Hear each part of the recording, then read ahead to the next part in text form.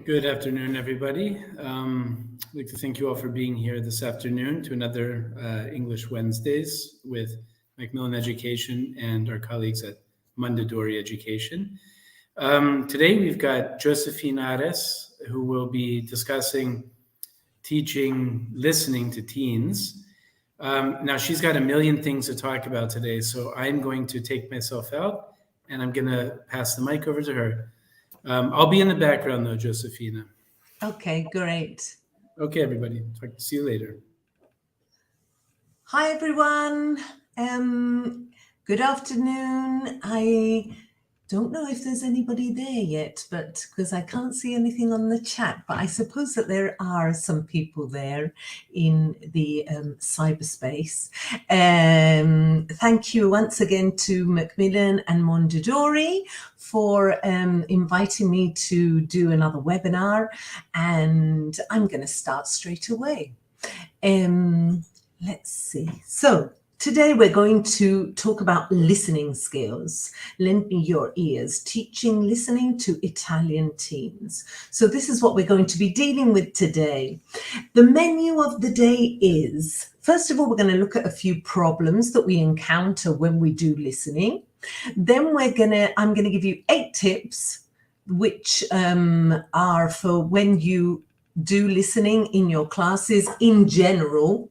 And then I'm going to give you tips and strategies specifically for dealing with the Invalsi exam. I hope to get through everything. We'll see. I hope we do. Okay, so first things first, I'm going to start with a question for everybody. The first question is, what are the problems we encounter when listening to a foreign language? So just to see if you are all there in cyberspace, can you think of any problems that we encounter when we listen to a foreign language? What kinds of problems do you have when you listen to a language that's not your mother tongue?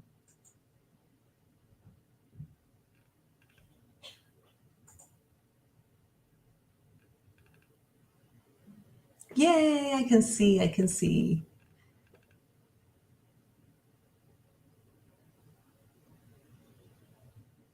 The problem with accent, different pronunciations from usual, lack of vocabulary,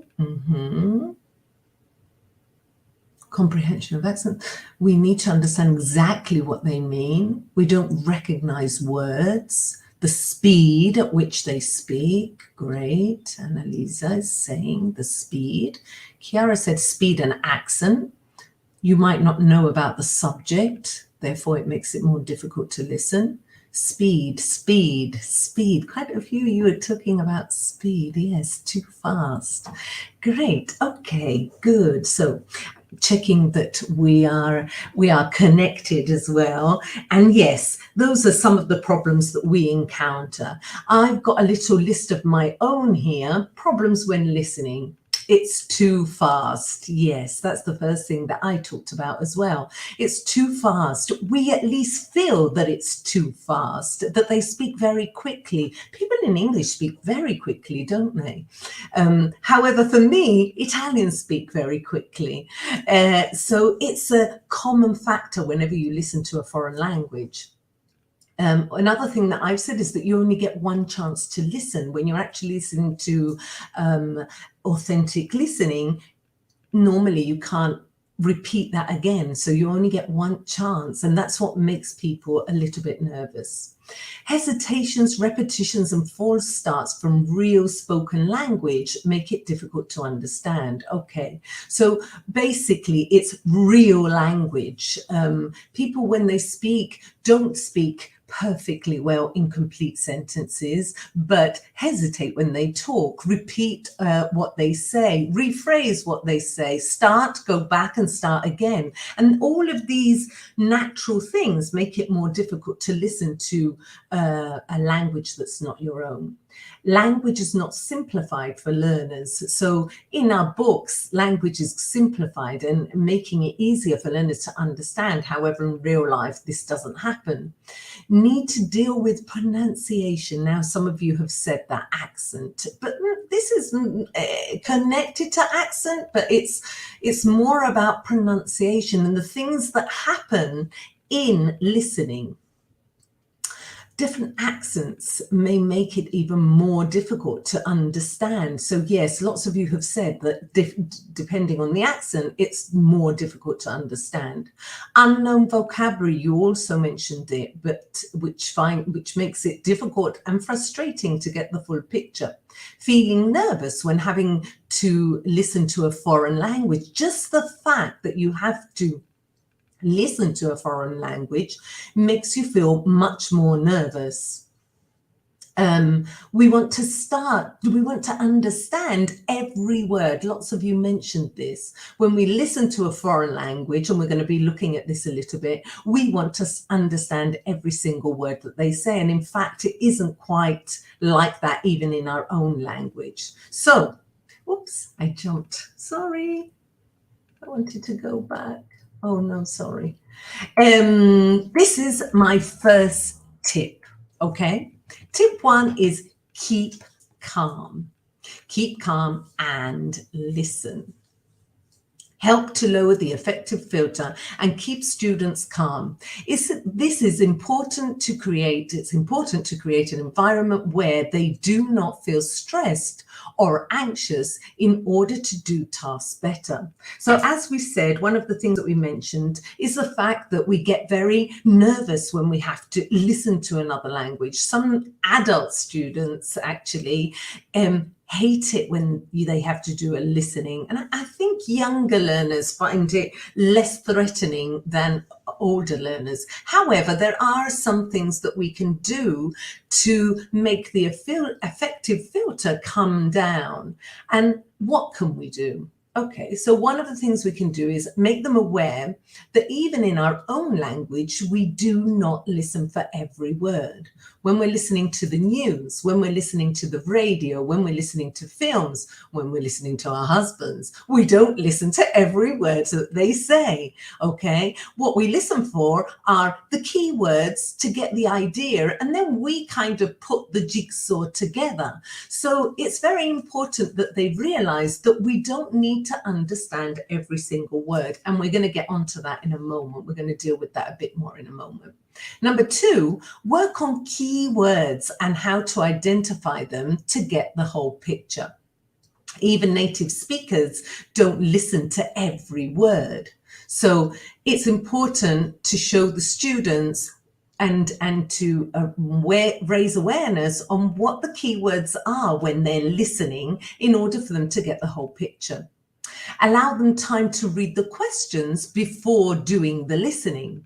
So it is very important to give them time to read the questions, because if they don't know what they're listening for, this makes it much more difficult. So give them time. 4, let them listen 2 or 3 times or as many times as they need. In the classroom, we're getting them to improve their listening skills. So if they need to listen more than once, twice, or 3 times, then allow them to do that. Another thing that I do is give them the tape script at the end so that they can listen and read and notice where they have gone wrong. If they haven't got all the questions correct, what is it that made them not get it correct?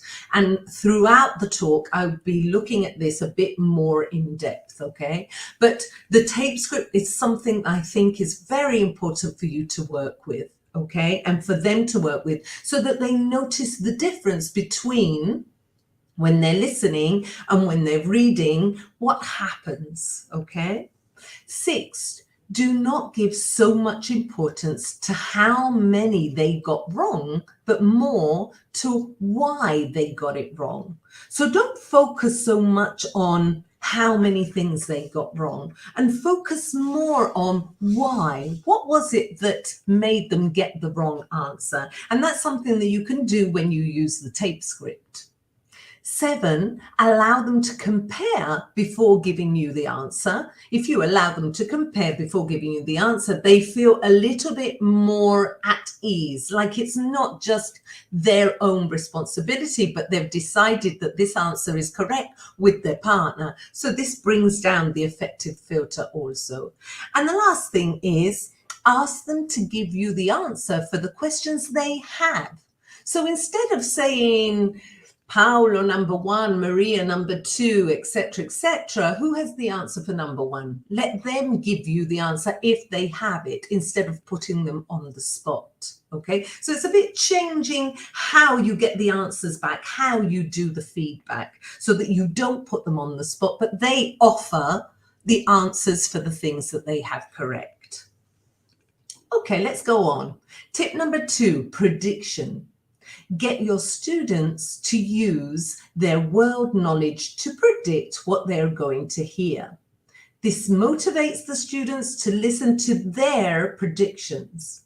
So when you're going to listen to something, the students have lots of knowledge already of many of the subjects that they are going to listen to. It's true, like somebody said, that sometimes there are some things that they know nothing about. And when they know nothing about them, that makes it even more difficult.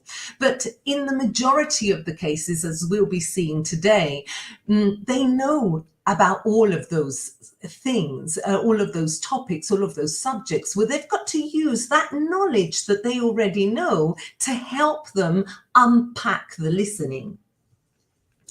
One thing that I do with my students is I give the students the title of a listening, and they predict 9 words that they expect to hear. So I give them, let's say, I don't know, the title of a listening, which is free time.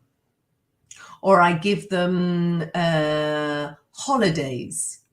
And they've got to write down 9 words, because I'm using a bingo grid, but you can use the amount of words you want, connected to that topic.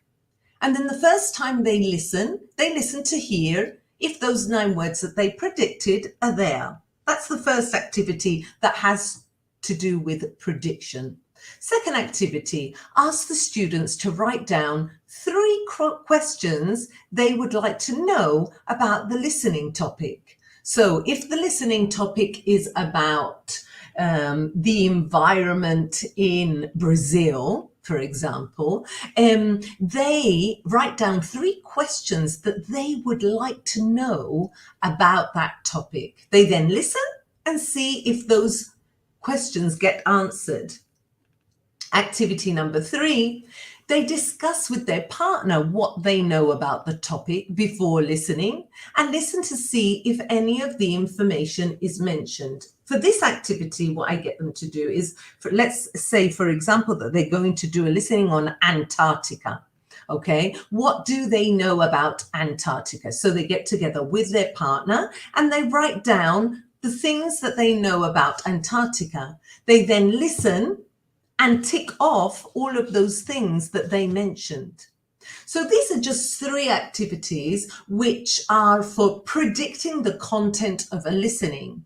And the idea is that they do this and that they realize that even before they do a listening, there is a lot of knowledge that they already have that helps them to unpack what they're listening to and to predict what they're going to listen to. The next tip that I've got is keywords. So another thing that I think helps with listenings is when we help students to identify what keywords are.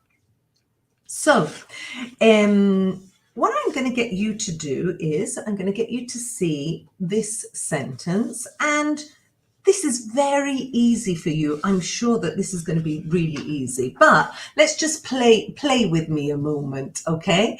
What are the key words in that sentence? I'm going to have a look to see if you put them in the chat. Let's see who's the fastest. What are the key words in that sentence?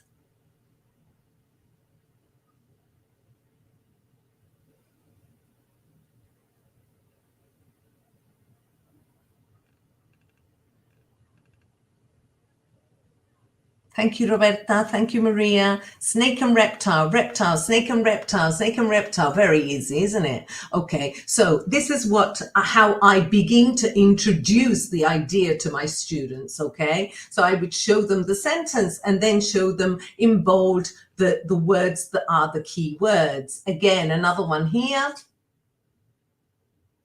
And just look at that one moment. And elephants, ears, trunks. Again, another one. And in this one, the keywords I've put in bold are yesterday's cinema, friend.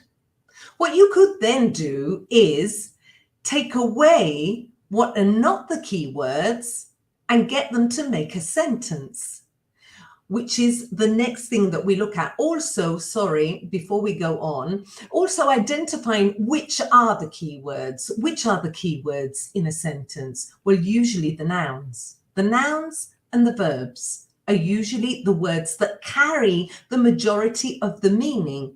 And they are the ones that they need to listen out for when they're doing listenings. Okay. Another activity, so this is a very simple activity that I've given you to introduce the idea of keywords with the students. You could then take a whole text and get them to highlight the keywords in the text. You could then get them for homework to just write out the keywords and give it to their partner and see if their partner can tell them what the text is about. So that's an idea that works really well. And they quite enjoy doing that because they don't have the full sentences, but they've got to guess what the text is about. So for homework, they go home, they get the keywords, they put them on a piece of paper, they give it to their partner guesses what the text that their partner read is about. Okay, so this obviously can be developed into all sorts of ways of getting them to identify keywords. Okay, another activity that I do with my students is this one: make sentences using these keywords. Okay, I'm going to do one with you. It's quite difficult. I've done this one difficult because you are all advanced learners, okay? But these are the keywords in my sentence. My sentence is quite long, okay? What do you think the sentence is? So I'm just going to give you a few minutes of seconds to try and guess what the original sentence is. And this is about Antarctica, by the way. Sorry, I've written Antarctica there. That's what the listening is about. It's about Antarctica.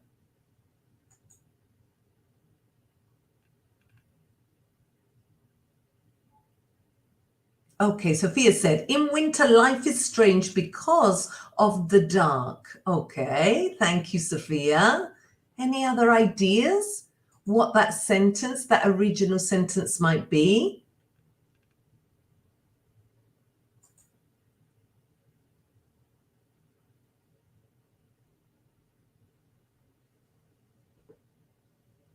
Life is strange and difficult in dark winter months. Okay. Life was rather strange, especially in the winter months, which are always dark. Nice. Life is strange and difficult on dark winter months.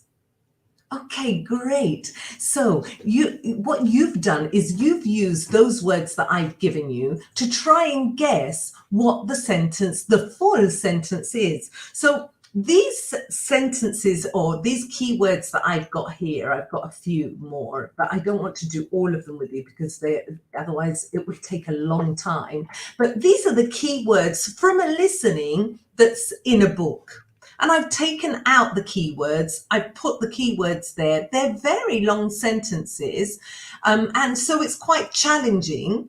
But you've made loads of sentences. And even though you may think that your students would not be able to do this, they come up with many things. And sometimes they come up with exactly the right sentences. I'm going to show you the answers because, like the students, I'm sure that you want to see what the the answer is. Life here is strange and often difficult, especially in the winter months when it's always dark.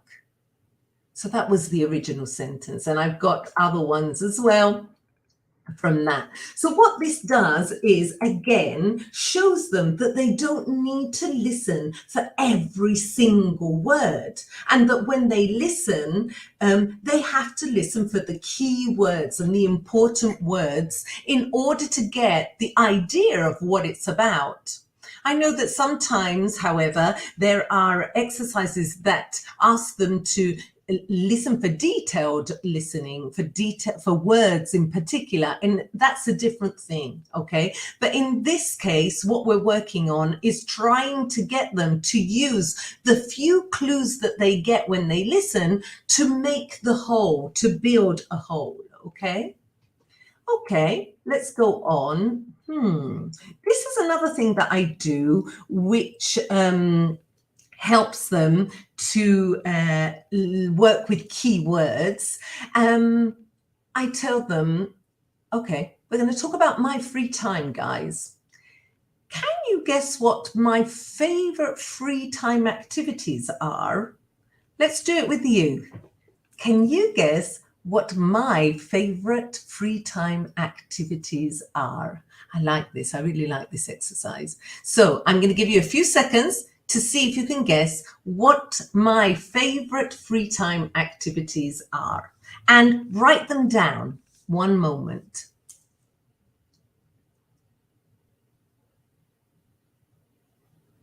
Listening to music, cycling, walking and reading, cycling, tennis,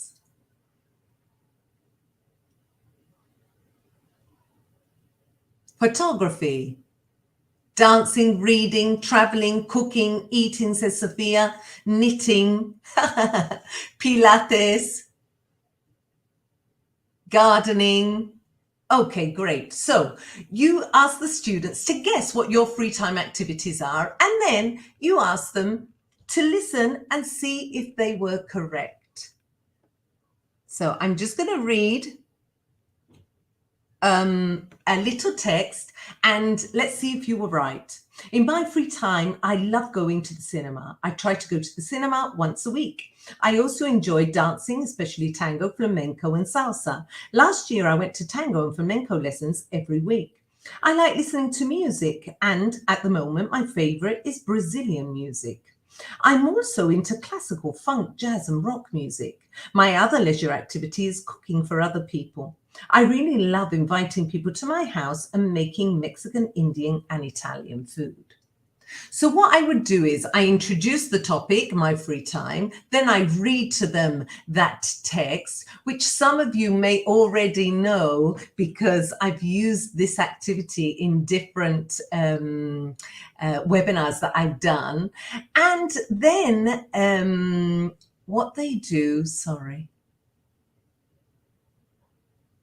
what they do is I read that to them. They see if they got the right activities. Then I read this again and they have to take notes. So they take notes, and what they note down are the key words, only the key words, okay? Once they've noted the key words down, they get together with a partner and they rebuild this. And this is called a dictogloss, okay? At the end of rebuilding it, they highlight which are the key words in the sentence. So this is dealing with listening, it's dealing with writing, it's dealing with grammar, but it's also looking at key words. I don't dictate. It's not a dictation. I read at normal speed. Okay, and you can use any text in any book to do this. And this works on them only concentrating on what the key words are, because I don't give them time to write the whole sentence because I'm reading it at quite a fast speed. And so they then have to put it together. The idea is that they then put it together and they compare it with the original. But what we're working on is focusing on key words, okay? And this is called a dictogloss. You introduce the topic, you do the pre-listening to see if they were right, what you did, they guessed the activities. They then do the listening where you read it and take notes. They reconstruct the text. They notice the difference between the original and the one that they have constructed. You can focus on form if you want. They write their own version, and then you can identify the keywords in the text. So this again is looking at keywords, okay, and how to listen out for only the keywords. So these are some activities which I do to focus on keywords.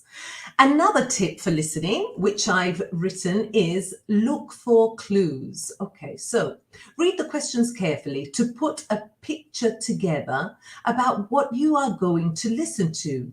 Use the different pieces to make a whole.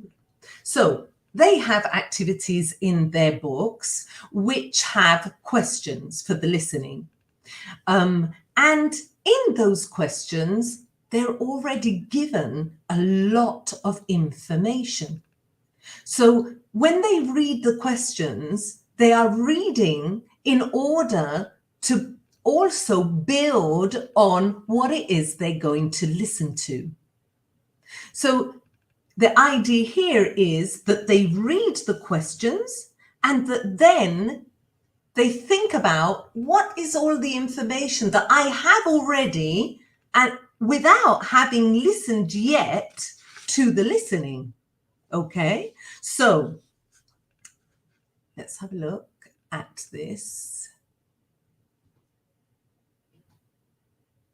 This is the beginning of the Antarctica listening exercise that I've been already mentioning in the talk, okay? So the question is, listen to a scientist talking about his daily routine in Antarctica.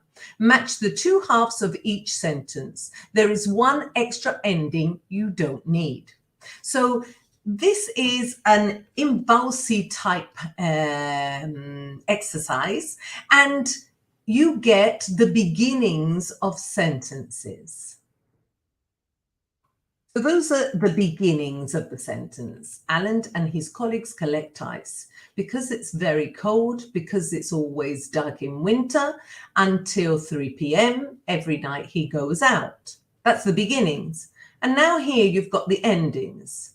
It takes him a long time to get dressed. He is at work. He sits in front of a bright light every morning to get water. He is free to relax. So you've got the beginnings and the ends, and this is the task that they get in the book. So what I do with them is I say, okay, read that task and answer these questions. Who are you going to listen to? Who are you going to listen to in this listening, guys?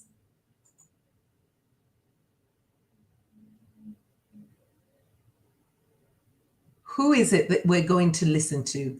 Just from looking at the questions, who are we going to listen to? Alan, yes, first person to answer. What happens in winter?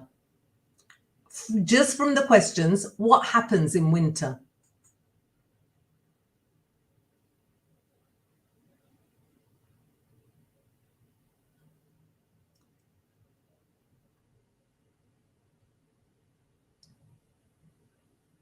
What is it that happens in winter? According to those questions, from those questions, just by reading the questions, what happens in winter? It's dark. Good. It's always dark. Good. Next one. What does he do every night?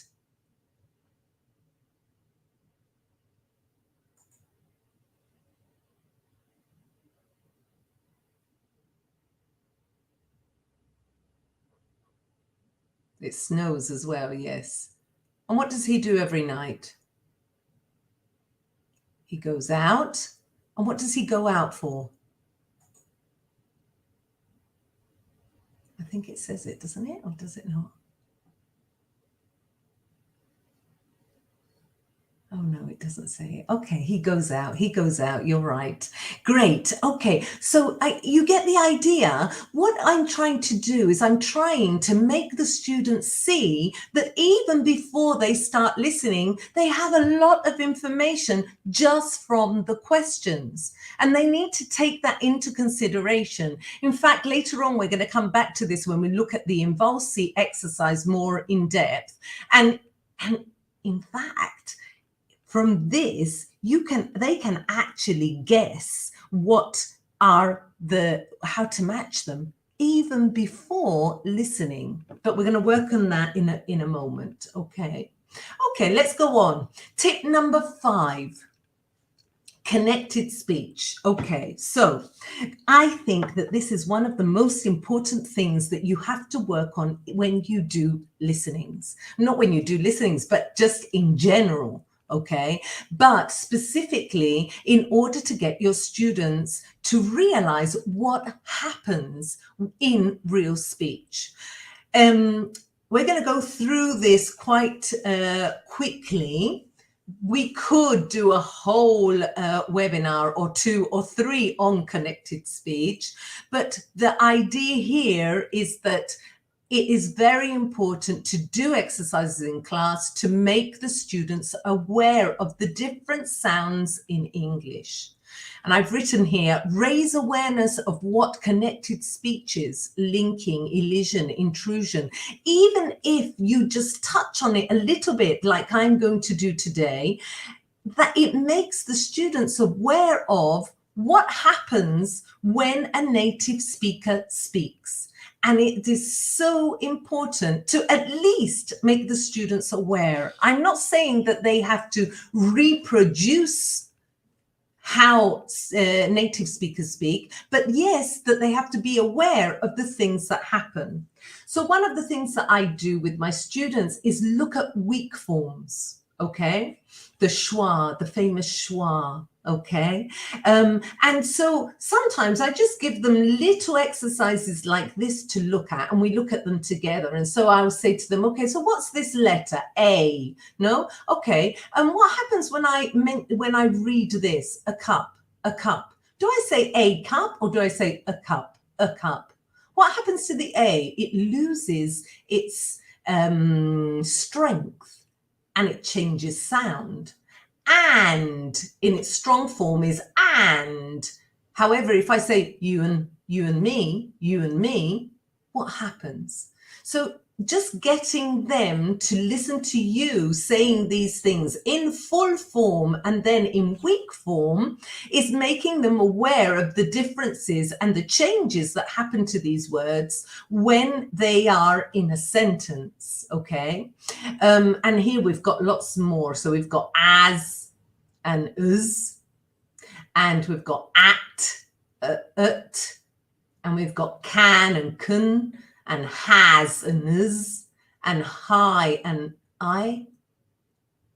Okay, oh, sorry, and he, sorry, and e or e, okay, and must and must, etc. So just making them aware that there is this thing called the schwa, which is in almost every, not almost, in every sentence that native speakers say in English, okay? This is another thing that I do with them connected to the schwa. So these are sentences which I say to them. First, I dictate them to them. So I just dictate these 8 sentences. I want to come, but I can't. He's older than me. He's rich and famous. It takes a lot of time. So I dictate those sentences. The students write them down. And then I say them to them slowly and then a bit faster. And I ask them to circle where they can hear the schwa. So we've already worked on the schwa before, and I've told them the sound that it is. And then I say it again, but this time I say it in the quick form, in the normal speed. So I say, I want to come, but I can't. I want to come, but I can't. I want to come, but I can't. And then I say, where does it change? I want to come, but I can't. I want to come, but I can't. And then I'll say, he's older than me. He's older than me. He's older than me. He's older than me. He's rich and famous. He's rich and famous. He's rich and famous. It takes a lot of time. It takes a lot of time.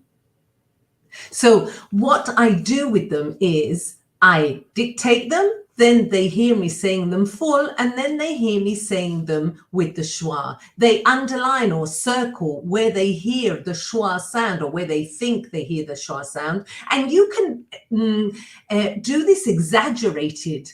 The point is that you are trying to raise awareness of the fact that in sentences, when you listen to English, this happens a lot. I then show them the sentence and where all the schwas are. So, want to come, but I can't. He's older than me. He's rich and famous. It takes a lot of time. I'd love a cup of coffee. I'd love a cup of coffee. I'd love a cup of coffee. Okay, so, and then I get them to say them, not because I want them to sound native speaker like, but because I want them to realize that this happens in sentences when native speakers speak. And it's very important for you to work on this. Okay, another thing that I do, let's go on, is look at catenation and linking. Okay, so what is catenation? It's one of the ways speakers join. It's one of the ways speakers join words together. In catenation, a consonant sound at the end of one word joins with a vowel sound at the beginning of the next word. Okay, this is one of the things that happens when we speak, when a native speaker speaks fast. Okay, what happens is the consonant joins the vowel at the end, and so what I'll do is, again, I'll maybe dictate these little phrases to them, okay, and then I'll ask them to listen to what happens, and I say it. So an orange, an apple, an orange, an apple, an orange. So you're not going to hear when a native speaker says an orange, but you're going to hear an orange, an orange, an orange. What's an orange? Never heard of that word before. That's what happens when students listen to speakers, because they think an apple, an apple, an apple. I've never heard an apple. Okay, this is his own fish and chips, cats or dogs. Pick it up, what it is. So what I do with them is, again, I go through each of those, I show them what happens, and then I give them the answers, or I show them with the links what happens in those sentences. And focusing on number 4, I say to them, you can have many linking linkers in each sentence. So in this case, pick it up is pick it up. It's not pick it up, but it's pick it up. And it becomes one word because native speakers link everything together. So raising awareness of these things is very important for listening. And this is one of the reasons why people find listening very difficult in English. Okay. Intrusion is another thing that happens. Oh, I gave you the answer there. So intrusion is a feature of connected speech. When two words are said together, an extra sound is sometimes placed between them in order to make them easier to say. So an intrusion is a sound that intrudes between two words. And I'm sure that a lot of you already know these things. I'm not trying to teach you them, but what I'm trying to do is say, do this with your students. You're now going to have these available, these slides available. Copy them, take them and do them in your classroom, even if it's just what I'm going to show you today. But it is important that you do this because it is important that they know what happens. So one of my favorites to teach is I agree. I am not happy. I agree, because they always say I am agree. So it drives me crazy when they say I am agree. And this is a way for them not to say it. Guys, we don't say I am agree. We say I agree. And the intrusion is the y, the y, the y. I agree, okay? What about here? What's the intrusion in this? Let's see if you can tell me. I want to eat. I want to eat. I want to eat. Where is the intrusion, and what type of intrusion is it? I want to eat. And the second one is, I want to do it. I want to do it. As you can see, I'm exaggerating a little bit. What's the intrusion and where is it? I want to eat. I want to do it. I want to eat. I want to do it. What's the intrusion? Yay, W, exactly, Monica. Ueni. If you were here, Monica, I would give you an Easter egg, a chocolate Easter egg, which I've had for my students all this week. Okay, great. Yes, that in the intrusion in that one is the W, okay? So again, showing them that there is a sound here which isn't written, but is said when native speakers speak. I want to eat, I want to do it. What about this next one? What's the intrusion here, guys? Okay, let me just think. 4 eggs. 4 eggs. Law and order. Law and order. The first one's more obvious. 4 eggs. Law and order. Law and order. What's the intrusion in this one? Yay, the R. Who gets the Easter egg? Rafaela gets the Easter egg. Virtual Easter egg. I'll have to give you, Rafaela. Yes, the R. The intrusion is the R. Okay. 4 eggs, law and order. Okay. And the last one. Oh, no, I didn't have any more. Sorry.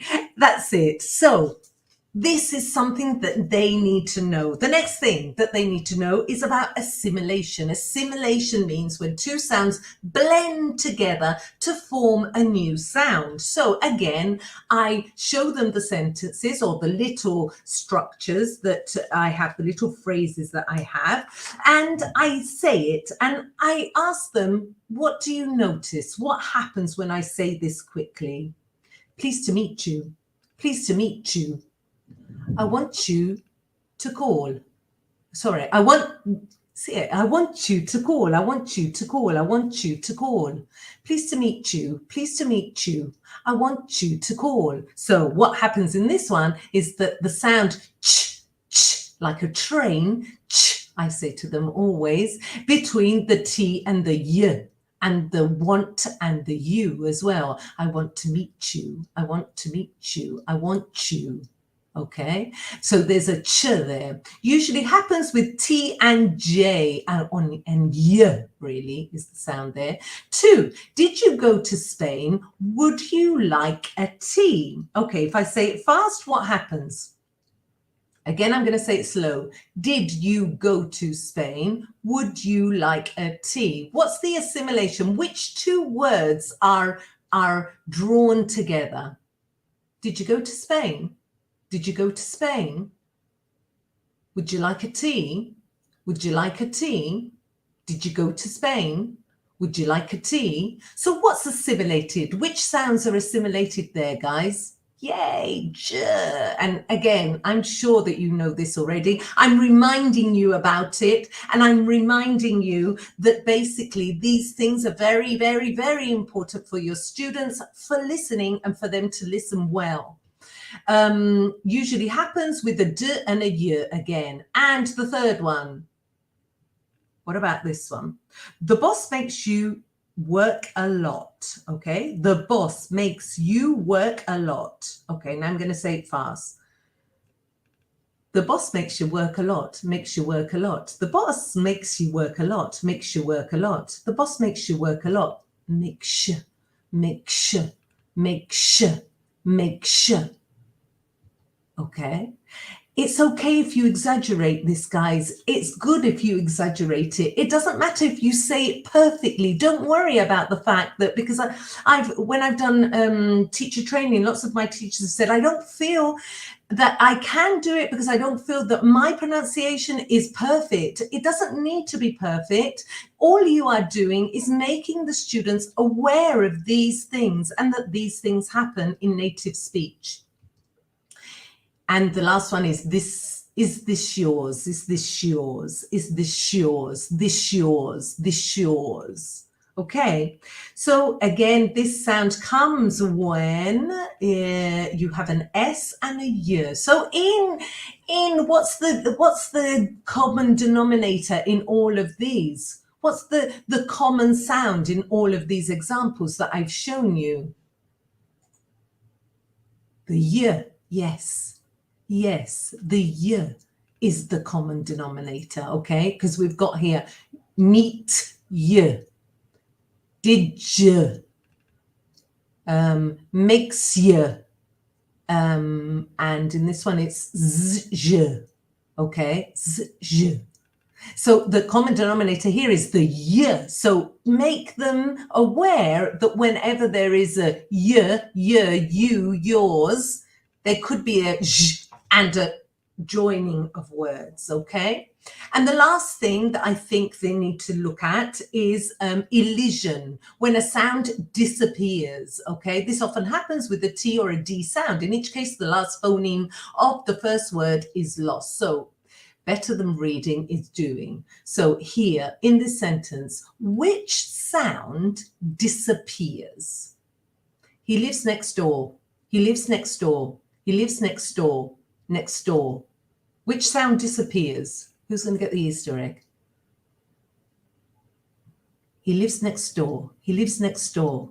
He lives next door. What's the sound that disappears? He lives next door. Yay, T, who got it? Analyse Arancati got my virtual Easter egg. Okay, so next. We don't say he lives next door. We say he lives next door. Next. We finish with the X instead of saying the T. Here again, I've got to catch the last train, or the last bus, the last bus. I've got to catch the last bus. The last bus, the T is the word again, the letter that we don't say. 3, it's the most common name. It's the most common name. Again, the T, okay? Disappears, most common. 4, I really liked him. Okay, here it's a different sound that disappears. I really liked him. I really liked him. I really liked him. I really liked him. Icked. That's why sometimes it's difficult to hear in the listenings if it's present or if it's past. He never looked back. He never looked back. He never looked back. He never looked back. He never looked back. So it sounds like present. He never looked back. Because we don't say he never looked back, which is how you would say it if you said it in full form. So elision is, again, another thing that they need to be made aware of. In this, you've got lots of stuff on internet. If you put elision PDF or elision exercises, there's loads of stuff there. Just giving them a photocopy of words like this: asked, lecture, desktop, and making them aware that the T and the D disappear quite a lot when native speakers speak is very important. It also makes it easier for them to pronounce the words correctly, obviously.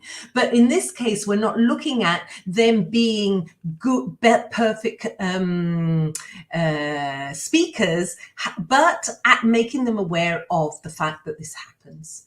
The phonetic chart is something that I do in the classroom with them, and make them aware of the fact that we have more vowel sounds than letters, than vowel letters in the alphabet. I think this is very important to do. I usually divide this into 3 lessons. I do vowels, with them one lesson, I do diphthongs another, and then I do the consonants another lesson, okay? And making them aware. There are lots of activities that you can do with this too.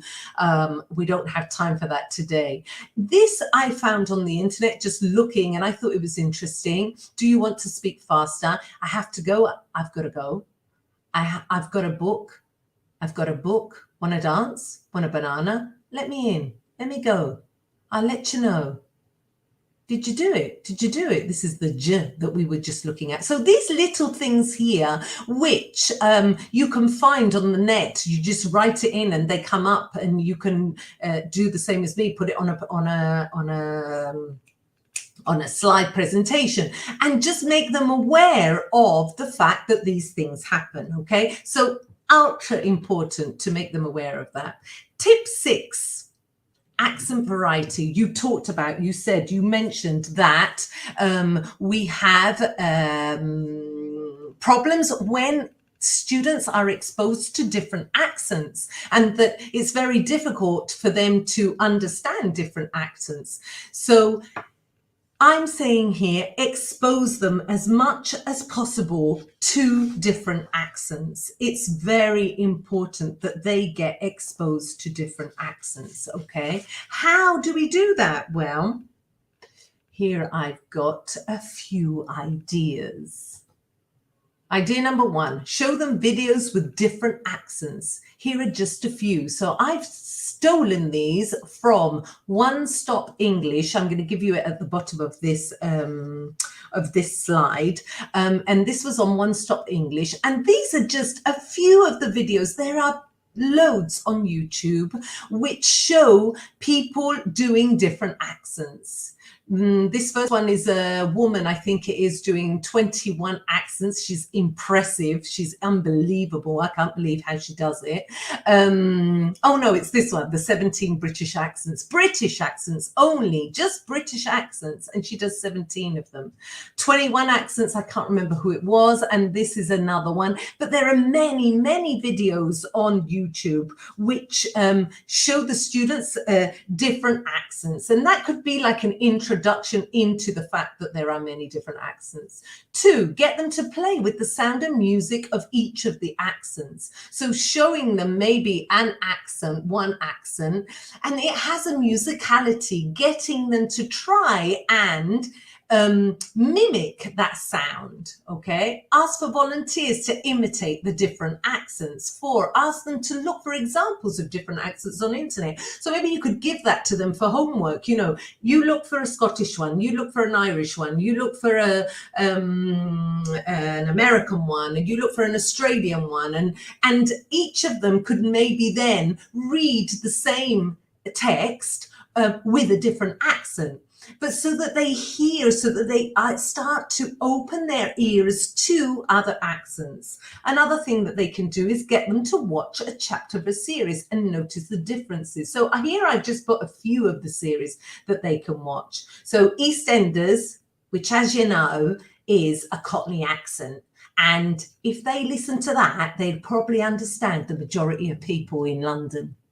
Okay, so listening to all these different types of series will make them aware of the different types of accents that there are. Here I put EastEnders, Peaky Blinders, The Crown, which also, why not? It is another accent. Glitch, This Is Us, which is the American one. There are so many, and the good thing about today is that they have a massive amount of material on the net, okay?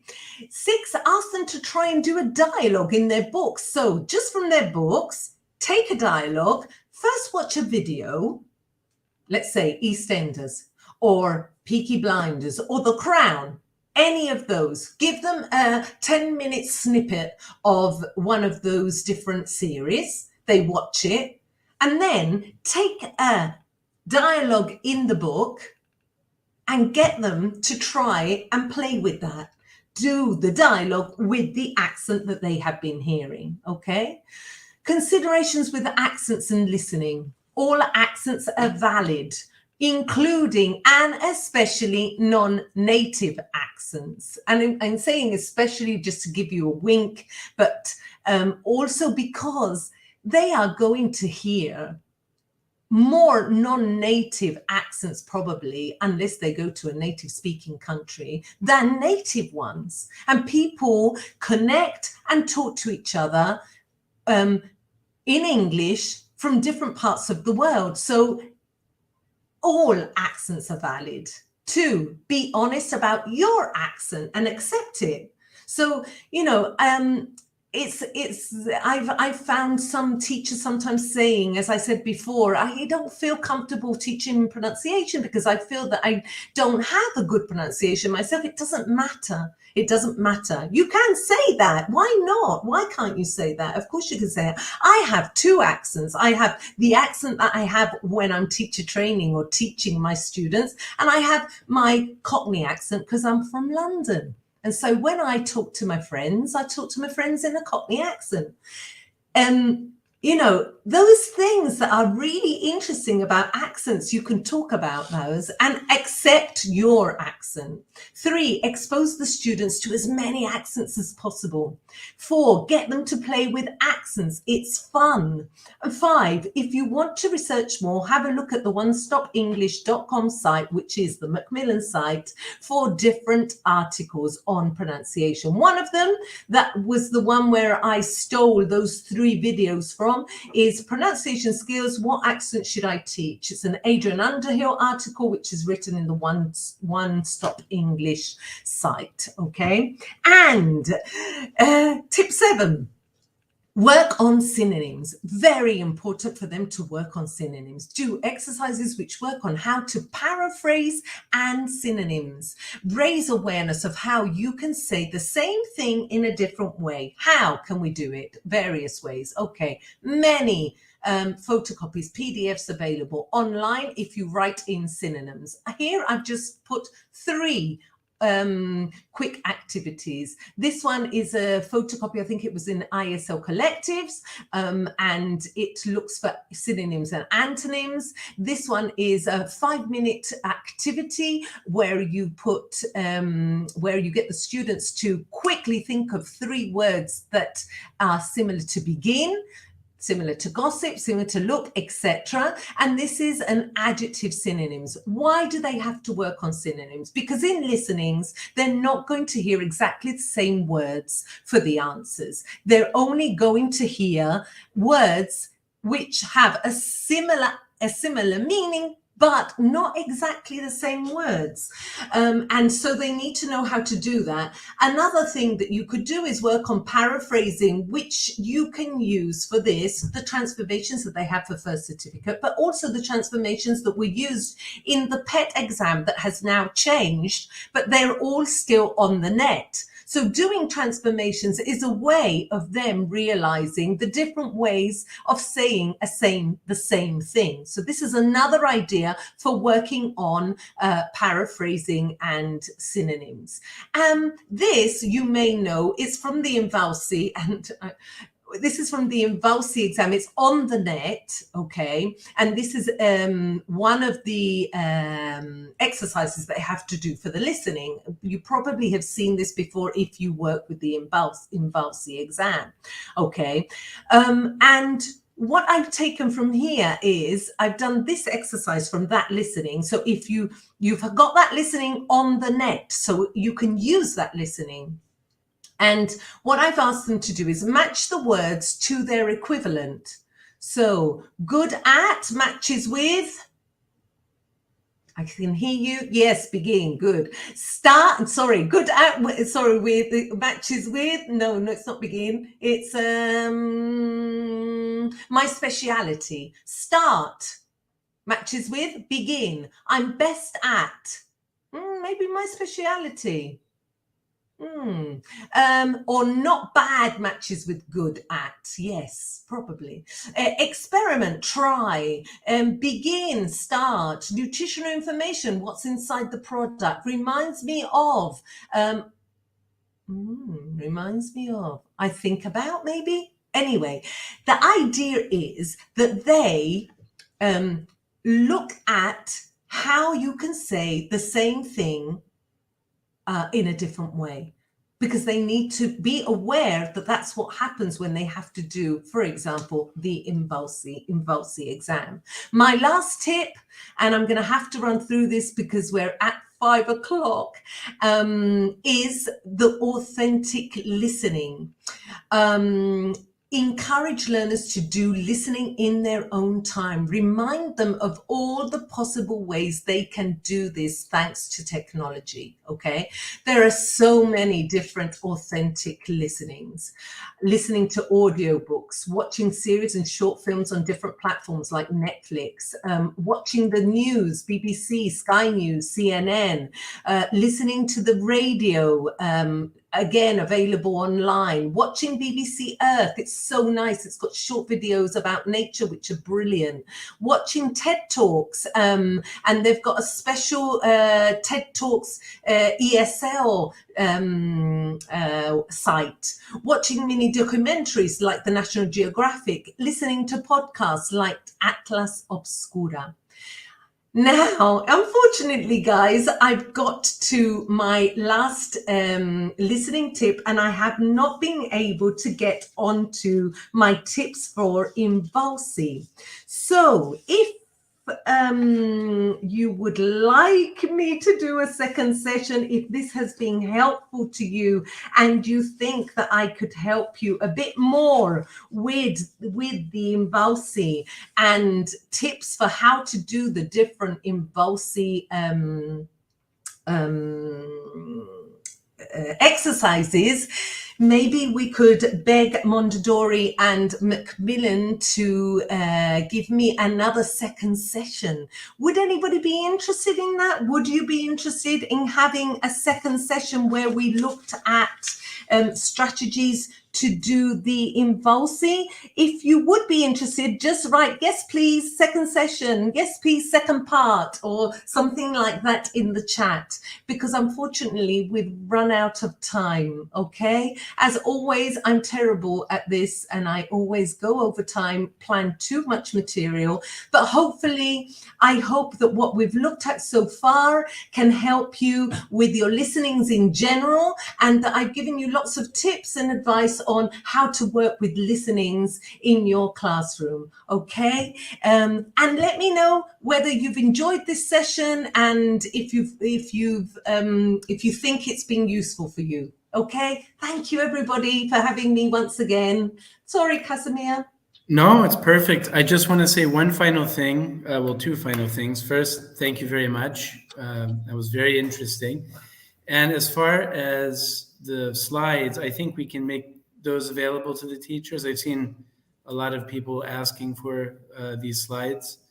And I'll also speak to our colleagues and see if we can't get another session after Easter, of course. Yes. And we'll publicize that in a week or so. Anyway, thanks everyone. Have a happy Easter. Josefina, thanks again. That was wonderful. We Good. always learn something new. I hope they've taken something away. Oh, yeah, it was great. It was great. Okay. So bye, everybody. Have a great Easter, and I hope to see you after Easter for part 2. Thank you. Ciao.